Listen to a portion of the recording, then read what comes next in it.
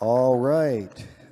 Thank you, everyone. Thanks again for coming. It was a really great LobbyCon last night, and that makes it even more impressive that so many of you were able to make it here this morning. So let me get first. I think I've spoken here a number of times, but in case some of you don't know me, I'll give a little background. So I've been an internet lawyer since the 90s. Started out representing some of the early internet companies of the dot-com boom. Then I started working at the Electronic Frontier Foundation, where I became the general counsel after a while and led the Coders' Rights Project, which was a project to defend hackers when they get into trouble for the research they're doing or presentations about that. So that's one of the ways I got to know several people who come to this on the regular. And now I'm a special counsel with EFF, so that's a volunteer, so continuing to do some of that work. And I'm also of a side hustle, the Security Researcher Legal Defense Fund, which provides grants to security researchers when they get into trouble and need a little money to help that get representation. And now I'm a policy counsel with the Filecoin Foundation, where I focus on cybersecurity and civil liberties policy. And so just start a little introduction of what's going on here. We're talking about the United Nations Convention on Cybercrime, and this has been a bit of an epic drama. It's been going on for a number of years, but we are now in the final season. But for those who are just learning about this, it is a new treaty that is designed to replace or be a sequel to extend my metaphor, the Budapest Convention on Cybercrime. This one is now brought to you by China and Russia and their friends, and civil liberties groups have many concerns about its effect and how it will work with civil liberties and human rights.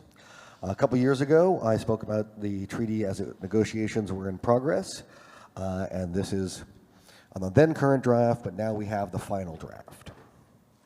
So this whole process started in 2019. This is when the UN General Assembly established the generically named, but important, ad hoc committee. This was prompted by a request from Russia, and it was charged, the ad hoc committee was charged with drafting a cybercrime treaty that would supersede the Budapest Convention. And some of that was to make some changes or adjust how people were doing cybercrime laws, but also to bring cybercrime law to countries that have none, that haven't in their own legislatures written any cybercrime law and get some more expertise to them. And these negotiations continued over 5 years they would have negotiating sessions. They would go back and forth over drafts. They would propose amendments and changes and try to get consensus on things. Some of the bigger themes was whether it would be what they would call a skinny treaty, and a skinny treaty is very narrow and targeted, or a broad treaty, which covers a lot of different things. And then another debate that was happening over the years is whether people should try to mollify or mitigate some of the civil liberties concerns or just ignore them. So a little bit on the Budapest Convention. That's the OG Cybercrime Convention. It was came about in 2001, so about a little over 20 years old, and it came from the Council of Europe. The Council of Europe is one of the various European bodies. It is not the EU. It's a separate organization that also has a lot of European nations in it, and it has created a number of treaties. It was perceived correctly, I think, as a European or a Western treaty, though has more than 70 countries have signed on, so countries all around the world, including the United States, are part of the Budapest Convention. And it's called the Budapest Convention because that is the city in which the original signatories signed the document. So now we have a new treaty coming in. As I said, it was instigated by Russia and China and their friends, and some of the key issues. One is are human rights protections really necessary? Some of those countries thought no. That was just a way for Western countries to interfere with their peace-loving people. All right, that was just, thank you. Are human rights protections really necessary? And for some of the more authoritarian countries, perceiving human rights as ways for Western democratic countries to interfere with their internal trying to make peace and prosperity for their people with a firm hand. And then another issue that was trying to resolve for them was getting information out of other countries when for their investigations, for their law enforcement. They wanted to know something about people who were under the jurisdiction, or information that was under the jurisdiction of another country, and a lot of that was driven by how many of the Western countries are where the data is, where the sort of the big tech companies are, where a lot of the information that they would want to get to find out who was doing what. So just as an example, there are a number of votes along these lines, but at one point, Iran proposed removing all human rights safeguards from the treaty, and they got 25 votes in support. So there was, a fairly large contingent that was just like, no way, forget about human rights. We don't need them in this treaty. And you can see some of these countries on the list here, and some of them are fairly authoritarian. So what are some of these concerns? The human rights considerations. Well, I try to put it into a nutshell here. There are opportunities to use a cybercrime treaty. You use this in bad faith. For example, you could find an opposition figure, a political enemy, to be a criminal, and then get information about who they are if they are trying to do something in your country, say under a pseudonym, using an account that is in another country, and trying to be able to speak out about your regime without the regime knowing who it is. They'd like to find out who it is and can charge them with a crime and then say, give us the information because of this criminal. And so if that is done in bad faith, that allows for the uncovering of people who would be protected by international human rights law, exercising their freedom of expression to complain about the country, but have that information nevertheless be given up. And if they are within the physical jurisdiction of that country, then it goes badly for them. There's also a lot of questions here, and one I think resonates a lot with this community is for the exceptions and limitations on computer crime. And as many of you know, if you're doing security research, good faith security research, it at least can look like crime. Especially if it's independent, it's not with the permission of the vendor that you're researching, until you're disclosing the vulnerability and going through these steps and showing the good faith. A lot of the activities could be confused with crime without having that additional context. And if that is made illegal just as a straight line, you do this thing, it's always illegal, then that makes it very hard to do independent security research, and we are less secure as a society if there's not those exceptions and limitations that allow for people to do that without going to jail for years. Another part of the debate that was concerning is whether you're talking about crimes against computers, that is to say, breaching a technical measure to get access to a system, or crimes which are involving computers, where it's a different kind of crime, but you use a computer somewhere along the way. And in the modern society, it is very hard to do anything without using a computer, so that if the scope expands to anything that you do with a computer, then it becomes the scope of everything. There's an early draft that had 34 cybercrime offenses that would criminalize forms of speech. So to give an example, that one of the countries proposing this treaty were into is making it a cybercrime, a computer crime, to use a computer to spread extremism or spread desecration of religious values. And extremism may be in the eye of the beholder, but that is a common charge brought against political dissidents in authoritarian regimes to say, well, these people who are against our government, they're extremists, that is a crime, we need to find out who they are and arrest them.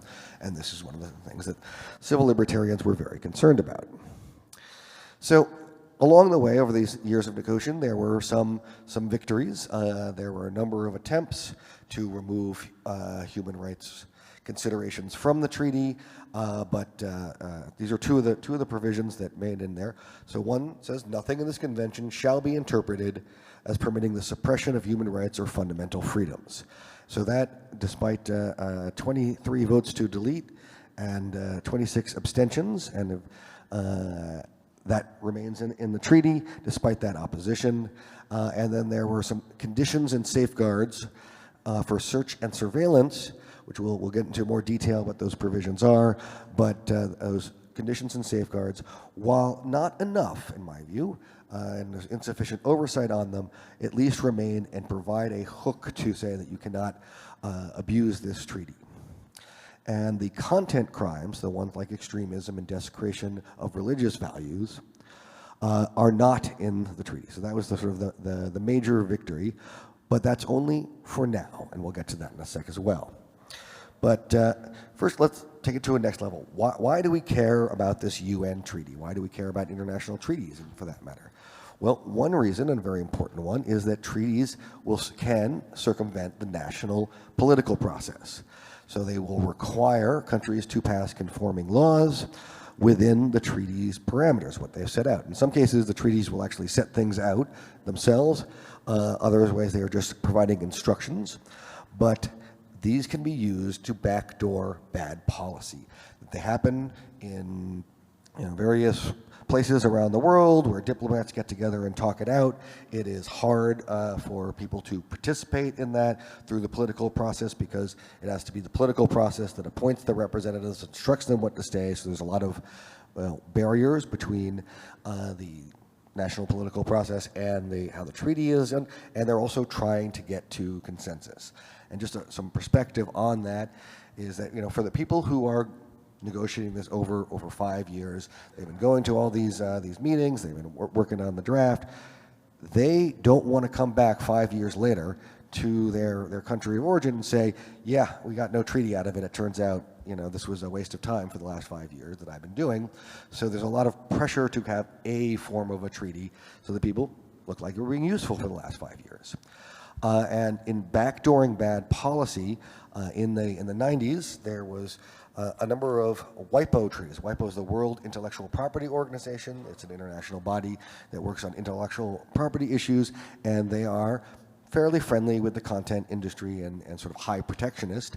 And they use the treaty process as a way to get some things into law, some of which became part of the Digital Millennium Copyright Act, which some of you may be familiar, that has some rules against being able to break systems that protect copyrighted works, and has been interfering with certain forms of security research that could be also seen as getting access to a copyrighted work.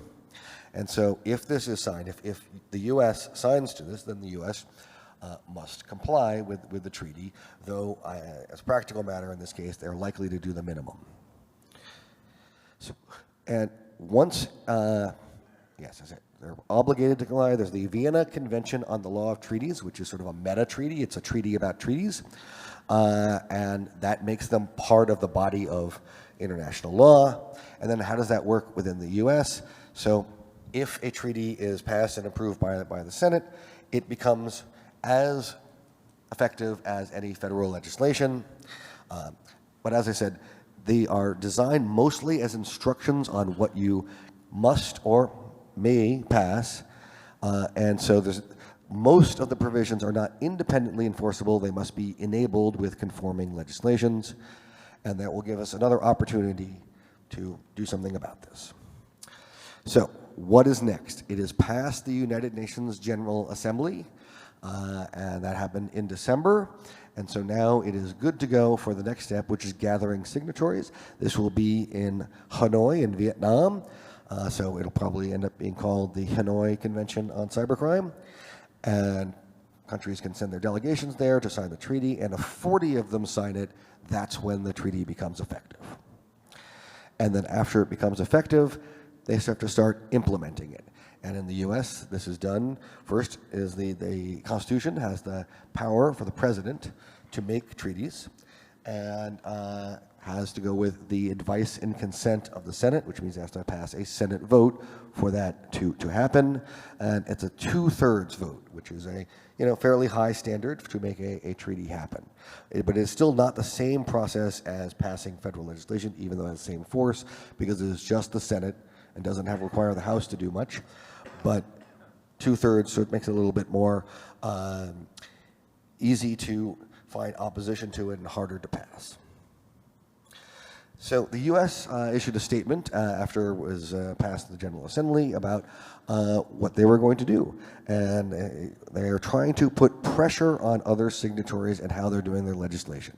So they said that they are unlikely to sign or ratify this treaty unless they saw meaningful human rights in the signatory, so that they have to implement this in a rights-respecting way, or the U.S. is threatening not to sign. If the U.S. does not sign, then they will not get the advantage of being able to come to the U.S. and get information from U.S.-based companies to conduct their investigations. And on that point, they will not execute requests for content and data for the purposes of enabling human rights abuses, such as impeding freedom of expression, that is trying to get at this issue. This statement about what the U.S. intends to do is in no way binding on the next administration, so we will see what happens come January 20th with what the U.S. stance is on signing or not signing the Hanoi Convention. So we're going to go through the legislation, but one of the things that we should keep in mind as we're looking at it is shall versus may. So shall is what you must do. And so there's some aspects of this where it says countries shall do legislation that does X, Y, and Z. And then others are optional. You may do these things. These are things that you could at your option as a signing country, put into the law. So this allows for flexibility. Some of that is designed because countries may have existing legal regimes or constitutions or whatnot that makes it more challenging to do certain things, and so they make it a may to make more signatories able to do it. This allows countries to make the law better or to make it worse. And unfortunately, key safeguards and limitations are too often optional. So, getting into first some of the definitions. So let's give you some context and we get to the language of the law later. So it has a category of what they call information and communications technology systems, or ICT systems. And as you can see from this definition here, it is pretty broad and is trying to capture basically any kind of device that is computer-like, gathers, stores, and performs processing of electronic data. I've emphasized the and here to distinguish it from the service provider, which has an or. But the service provider is who provides this service, but it seems to be even broader than that, because it's not just provides this service of an ITC system, but it could be processes or stores electronic data for the system or for the system's users. So that covers a lot of other kinds of computer devices which are not directly themselves ICT systems.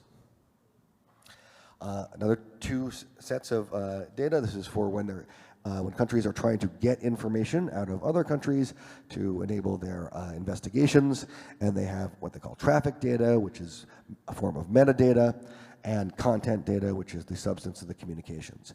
And you can see from the traffic data, it is designed to be non-content information about the origin, destination, route, time, and so on. Though my example here I often use is that even if you just have that metadata about something, like somebody called the suicide prevention hotline from the Golden Gate Bridge at 3:30 a.m., you might have a guess about what they were talking about, even though you don't have the content information. Metadata can lead to a lot of information about what someone has said, and the way that they are separated out is useful but not sufficient to have higher levels of protection for content data.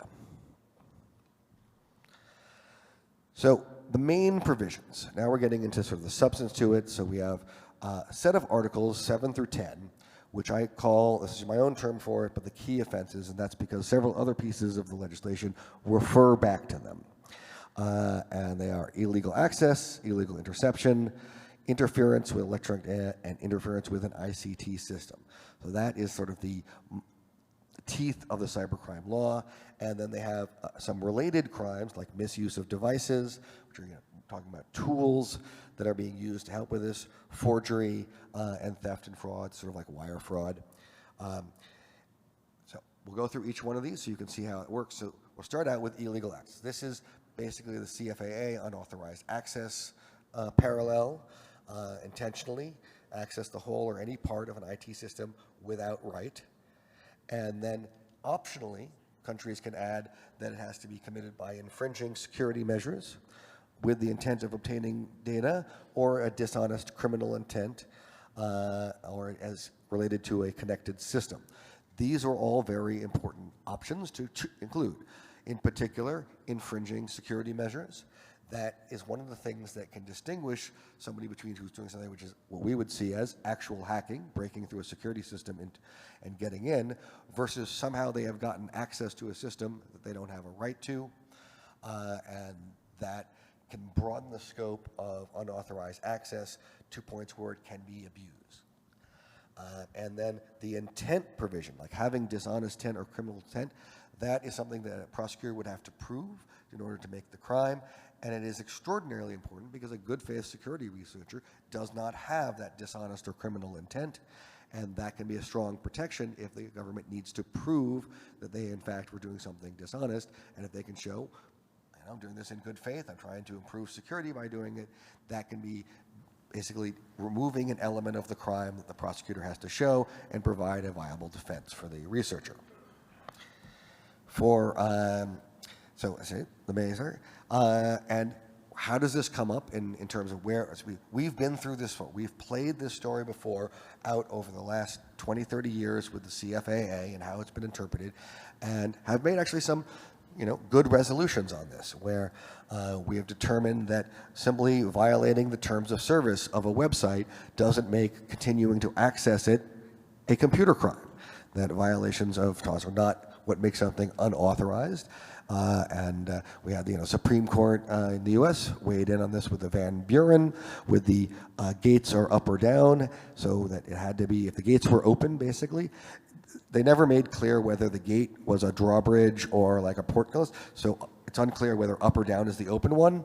But what they meant is if the gate is open and people can go in, then you are not doing a computer crime by going through that gate. You have to break through the gate. And so that was bringing in these technical measures. These were hard-fought victories, but now those victories are a may that countries may or may not include in the cybercrime law. So at a minimum, this will add uncertainty to where things are in the countries that don't adopt these provisions. How will it be interpreted, and whether they will provide the space that it took us a long time to carve out here in the United States.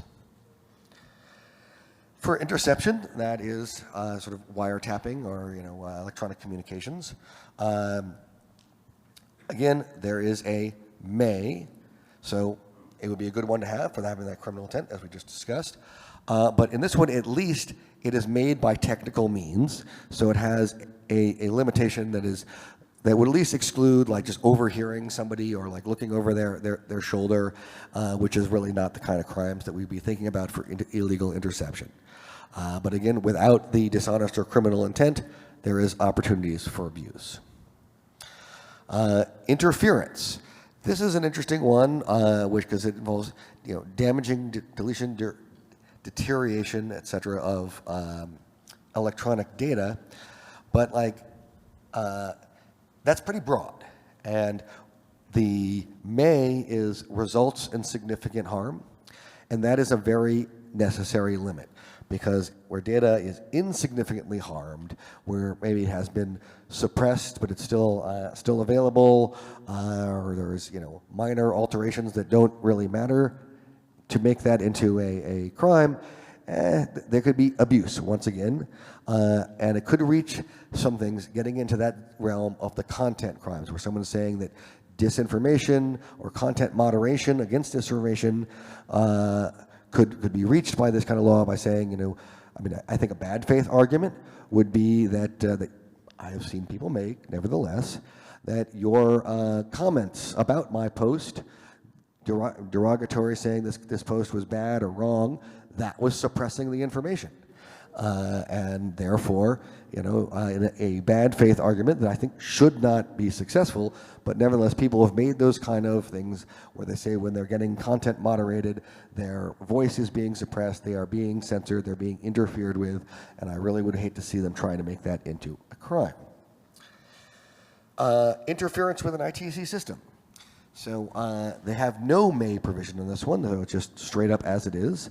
But fortunately, it is not as bad as it might have been because serious. In this sentence here, intentionally without right, the serious hindering of the functioning of a system. And Sirius does a lot of work there to mitigate the possibility of misuse. So, speaking of misuse of devices. So this is a fairly long one, so I have a couple slides on this. This is the primary provision, and there's sort of two bits to it. One is the device that is designed or adapted to primarily to commit one of those key offenses we just talked about. And so that is, in some sense, it could be malware. That would be a program that is designed to do those things. But that also could be a pen testing tool. That could be a lot of things which are both. And so it is something we need in order for people to be effective at doing pen testing. They need to have some tools, and having tools which do the same thing as the bad guys are kind of the best way to figure out whether the bad guys can get into a system. So you kind of do need to have tools which are very similar to what the bad guy used. In fact, it may be useful to test with something which was primarily designed to commit computer crime to see if your system is vulnerable to the system that was primarily designed to do computer crime. And the second part is about passwords, other similar data, and that is making those things available. And so the key saving grace here is that last bullet point, with the intent it be used for the purpose of committing those crimes. We'll get around to some of that. Sorry. So we're going to have a visit also to the investigatory powers. The investigatory powers, here's a list of them. We'll not go through them in the same level of detail, but what these are, my slides went out of order. Let's just pretend I went straight to this. So getting back to misuse of devices. That it shall not be interpreted, so this is good, for the authorized testing or protection of information and communication technology system. So there is an exception that allows for the authorized testing, which is good if you are a pen tester who has been hired to do that job and you have a contract that says that you are authorized. But this still leaves challenges for those who are independent testers or who are working on systems where the vendor doesn't want to see if they're tested. Let's say it's a system that you are using or your client is using. The vendor is not being cooperative, but before your client wants to use it, they would like to see if it is trustworthy and they want it to be tested. That might be a situation where you are not authorized to do the test, but it is still important good faith test. So with not all good faith surgeries being authorized, this gives these possibilities for abuse. And then password sharing. So, password sale of passwords and sharing of access is something which is, in a number of cybercrime laws that is made illegal. But we also live in a world where password sharing is pretty commonplace. Netflix sharing was tolerated for a long time by Netflix. They knew that many people were sharing their passwords with their friends and family, and they were okay with that because they were making enough with the accounts. But then they started to start cracking down on that and trying to charge people a few more bucks to share the subscriptions around. And this is a business model. It is a commercial dispute at best, where whether or not you are being paid an extra $2 for having this account, or whether you just share it with a friend, business models should not be turned into criminal violations if you go outside somebody's sort of profit maximizing business model. And also, it would kind of turn millions of people into computer criminals if it passes where just any password sharing is a crime. Likewise, people like to have agents operating on their behalf. And I think we're going to see even more of this as AI systems become more capable, and you could have an agent that goes onto a service that you're using and does things for you. But the services often don't like that.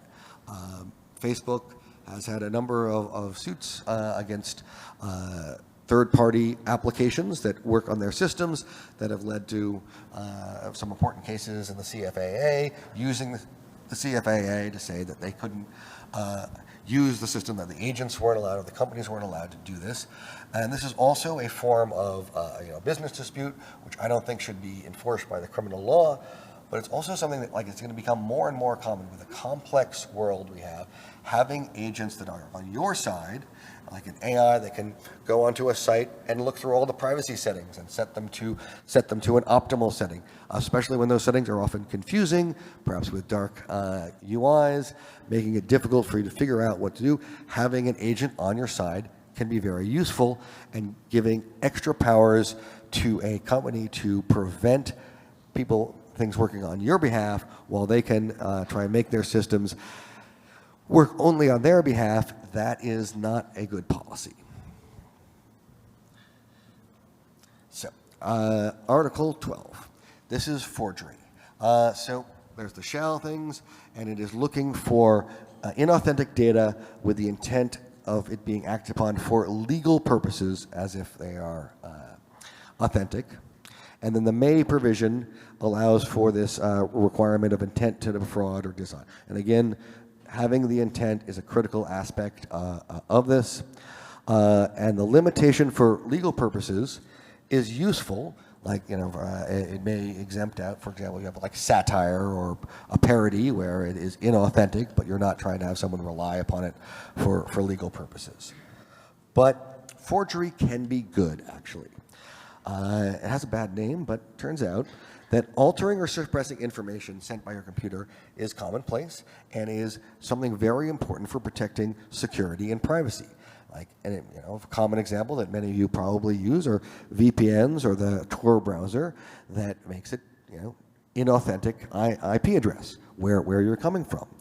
And then if it is something in which jurisdiction matters, where you are coming from matters for a legal purpose, then that would fit within the legal purpose thing. And a common example of that might be that you are watching a show on a streaming service that you're traveling internationally, and you use a VPN coming out from your country of origin so you can continue watching that show, but they would prefer that they wouldn't let you watch it if you were in the country you actually were in. And I think that is something that shouldn't be a crime, but could be a crime if we're looking at the legal purpose. They're relying on that for the jurisdiction. Likewise, not just IP addresses, there's a lot of things that you might change if you are doing research and you want to know how information will be received from someone other than you. For example, if you want to see if you have a different user agent or if you come from a different location, are you getting different ads? Are you getting different content? There have been times in which companies have made it so that if a visitor from a rival came to their website, they would see different information than the public in order to, mess with their rival.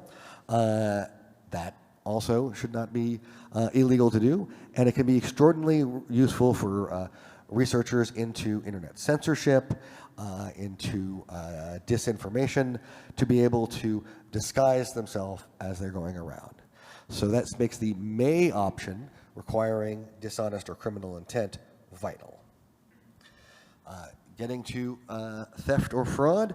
So this has one interesting property to it, which I think is a typo. So I've highlighted, I put in a or question mark there because it doesn't say and it doesn't say or in the original. Everywhere else where there's a list of things, it says an and or an or. In legislation, and or is a pretty important thing. So perhaps that will get cleaned up at some point. But if you look, this is where it gets a little bit into these content crimes. So any deception as to factual circumstance made through an ICT system. So now we're getting to the crimes with a computer, not crimes against a computer. And it causes someone to do or omit to do anything which they would not otherwise do or omit to do. That could describe a lot of, in some sense, advertising is described there as you're putting it through. If you were having an ad that is touting something as being better than it is, that might be a civil complaint, or somebody has overreached in their advertising, but it could be a deception as to factual circumstances made through a computer. If you send an email which says something false, that is made through the computer. So again, this is the fraudulent dishonest intent is doing a lot of work, and there's also a gain in money or other property, but in many circumstances that would be present. So that gets a little too close to criminalizing some content-related crimes that are not hacking, but yet are still in the computer crime statute. All right, so then, sorry, this is this is where our introduction slide, but boom, boom, boom, boom, boom. Now we'll get into the investigatory powers. So these were a set of laws similar to U.S. laws that you may have heard about here before: the Electronic Communications Privacy Act, the Stored Communications Act, and the Wiretap Act. But critical safeguards are optional here.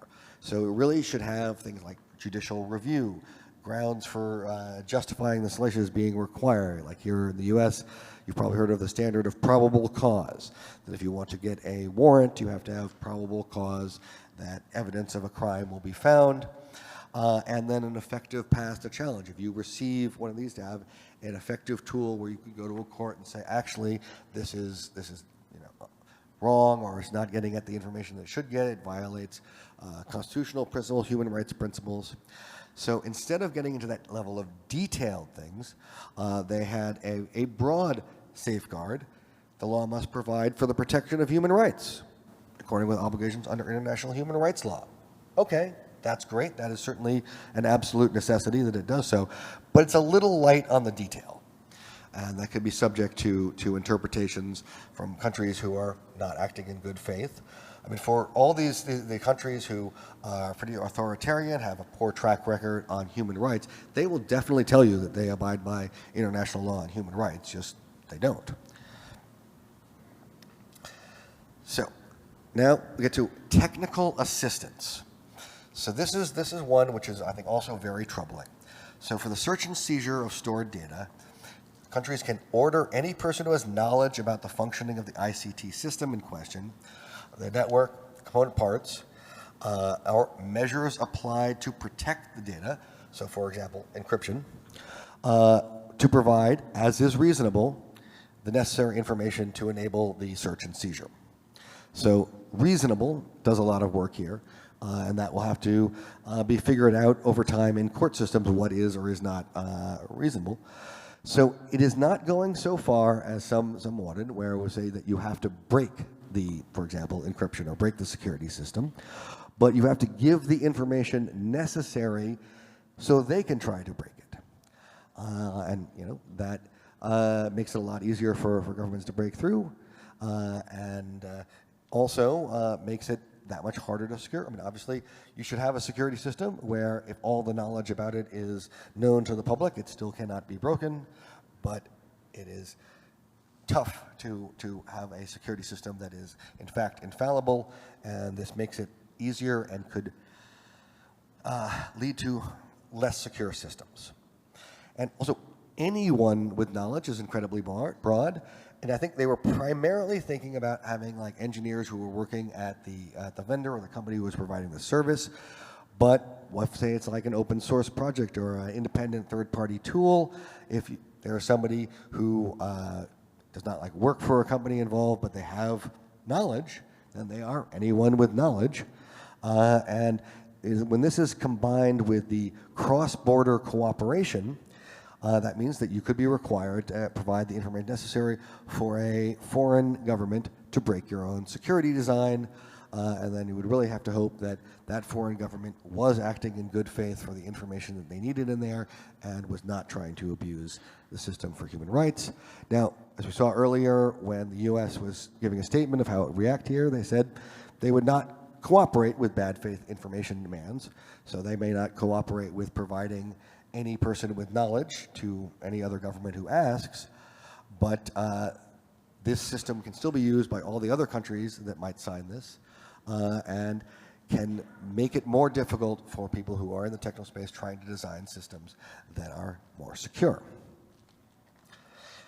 And this is exacerbated because one of the primary purposes of statute was to increase the level of international cooperation, streamline processes, and speed up investigations, which you might say, oh, that sounds pretty good. Like, why wouldn't we want to be able to do things in a more streamlined fashion?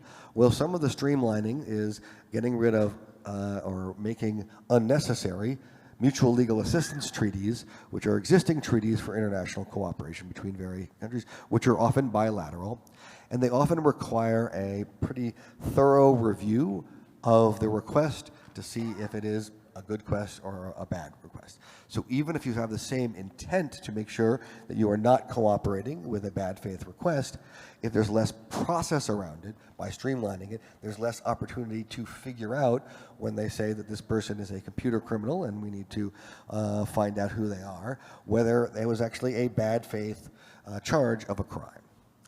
And this would allow things to get countries who, under their own domestic law, have limitations about what information they can get about their citizens, to try and get that information from another state that may have info and is less respectful of rights. This has come up, unfortunately, too many times with trying to get information about political enemies from other states, using their domestic law to make what would be dubious charges. So a word on jurisdiction. The treaty shall have jurisdiction if the offense is committed in the territory of a state or on a vessel or airplane that is flagged with the state, which is sort of a side note. There's a lot of countries whose business model is to be flags of convenience for ships mostly, but I think sometimes airplanes. And so those would be the countries that would have jurisdiction of any computer crime that happened on those vessels. And then this is a case where the may allows greater scope and could make this more dangerous if the offense is committed against or by a national, so wherever they are in the world. Money laundering, which has a connection to the state. There's a big provision on money laundering there. I'm not going to go into great detail. And this is the one which, for some regimes, could be the more dangerous one, if the offense is committed against the state. And that is much more reasonable in the context if somebody is trying to break into, using technical measures to get unauthorized access to government computers. But if it does get expanded into more content-related crimes like extremism, that is the offense against the state, and then this would potentially allow them to claim jurisdiction for people who are doing that all around the world. So, conclusion, the U.S. Convention on Cybercrime, it's problematic and flawed. Implementing it with best practices, adopting the maze, adopting the criminal and dishonest intent, is a partial cure. It makes a thing better than it might have been. And the Budapest Convention also is imperfect, but it remains in effect, and it's sufficient enough that we don't have an urgency to replace it. So we can continue on with the Budapest Convention, and if we need to have improvements to that, either do it through the Budapest Convention or have a different convention that has more safeguards, more protection for human rights, more acknowledgement of good faith security research. And then, in order to deal with the content crimes, at the end of the process, they took them all out and said, okay, we're going to put this off for now and come back and have a potentially second additional or first additional protocol that would have these content crimes or maybe other things. That needs 60 signatories before that process is kicked off, and it will take years. They're expecting that to be at least 2 years to negotiate that if it gets beyond the 60. But the intent of that is to make it bad. So the worst aspects of the cyber are not there, but there is a strong intent to try and put them there. So where do we go with all this? We should oppose signing the treaty in countries. States can refuse. And then also the wait-and-see approach, which is this U.S. plan to wait and see how it's being implemented elsewhere before deciding to do it. So for the rights-respecting country, they might want to make sure that the other countries are adopting the maze, adopting the intent requirements before giving it more credence by signing. And then once it is signed, improve implementing. Use all the maze that make things better, push for better interpretations. And then for this additional protocol, I think we need to kill it with fire. It is bad, and they should feel bad. So what can you do? Well, keep up with the news about what's going on. And I imagine many of you are from the United States, but wherever you are, you're probably from a country that's in the United Nations and therefore will be asked to sign this treaty. So keep up on when that might happen. And EFF's blog is a good source of information. They've been following it and working on it for many years. And then when it comes up, contact your legislative representative and tell them what you think. Effort gives more effect, so calls are greater than mail versus greater than email versus greater than petitions, so you can make yourself heard, and when you're making yourself heard, be clear about what you want to say, because in many cases they just want to know, are you a voter in their district, and what do you want them to do? And the answer is, I want them to not ratify the treaty, or put the maze into the implementing legislation. So with that, I've come to the end of my time, and I want to take a moment here to thank you for coming to the last track talk on the last day of the last ShmooCon. It has been my great honor to come here for many years, meet all of you, get a chance to speak and share what I have, get a chance to learn. And I give much love and thanks to Heidi, Bruce, the Shmoo Group, all the volunteers, and the attendees. Together, we all make this what a great conference that it is. And it is so much more enjoyable to be defending cybersecurity and fighting for our digital rights in the company of friends. So thank you all.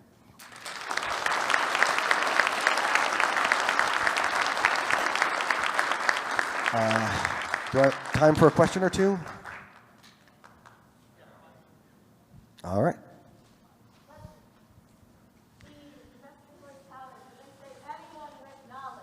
Yeah.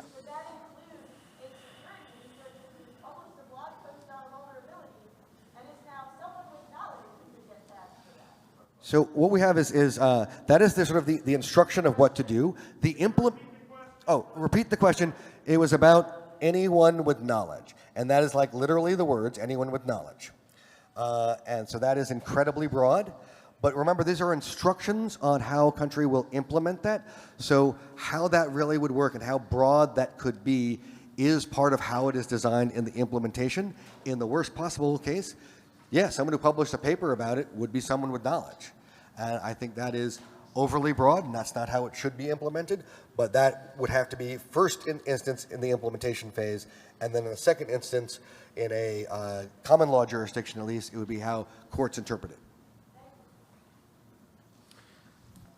Hey, Kurt. Thanks for making everyone aware of this. So this UN Cybercrime Treaty has a lot of gray words, very broad, makes it kind of confusing. So a lot of pen testers like myself, we carry tools. It seems like it's illegal to carry tools based on this. I mean, based on this, for the misuse of devices, it does have like using these devices with the intent of committing a computer crime, right? But the thing is that that is great to have like the intent test, but intent can be unclear, and sometimes when you are testing something before you are doing things that show your good faith, it could be confused with bad faith. You know, you broke into some, used a tool to do so. You were later intending to report that vulnerability and, you know, publish it and go talk about it and never to steal any money or whatnot. But that later didn't come about because, you know, you got busted in the meantime. That is where it can be challenging. And for these tools, it has to be primarily designed for violating these computer laws. But like you could make some arguments that testing tools, especially ones that are derivatives of things that have been used in the wild for exploits, may have had that origin or have been designed for that. Again, this is how it's going to, you know, we still have the step of implementing, how that will be spelled out, and some of these gray words may be clarified, but they may not be, and that may be left up to the courts. So we'll see how it goes with the implementation, but that is the concern I'm trying to sort of raise here so people are aware of it, and hopefully we can take some action by speaking to legislatures as this gets implemented. For intent, like if I'm just carrying these tools and going through security in an airport, like Do I have to prove that I'm going to go to a pen test engagement, or do I have to do something with the tool before I'm a bad guy? Like, at what point do they prove I had negative intent? So a lot of that language, and I guess I can go back to that page, is about making them available. So, yeah, to the misuser. This is the obtaining, production, sale, procurement for use, import, distribution, or making available. So they're trying to get at people who are manufacturing or giving these things out. So like just carrying them, it could be import, I guess, if you're carrying them across a border. But it is trying to get at the makers of these tools or distributors of the tools. Thanks, Kurt. Kurt, given the broader background of conventional international law, it stood out to me that there was a call out for human rights, but not civil and political rights. Was that an intentional choice? Was it debated, or was it just sort of an omission? A lot of civil rights, things like freedom of expression and such, they are embodied in international human rights law. So when I'm talking about human rights here, that is includes human rights to free expression, human rights to privacy. So a broad range of rights would be some of these civil and political rights would be included when I'm referring to human rights. All right, one more. Yeah, Article 13. In your opinion, does that criminalize dark patterns? Does it criminalize dark patterns? I haven't really thought about that. It could be considered a deception as to factual circumstances. It's certainly made through a ICT system. And yes, some dark patterns are indeed designed to make someone do or omit to do something which they might otherwise not, like whether you opt in or opt out of an email. Yeah, like as I was reading... It's a question of like, I mean, with the opt-in out of an email, it may not be a deception as to factual circumstances. It just might be designed to make it do. So I've not put a lot of thought into that, but it's an interesting question. Thank you. Yeah. And we're out. Thank you very much.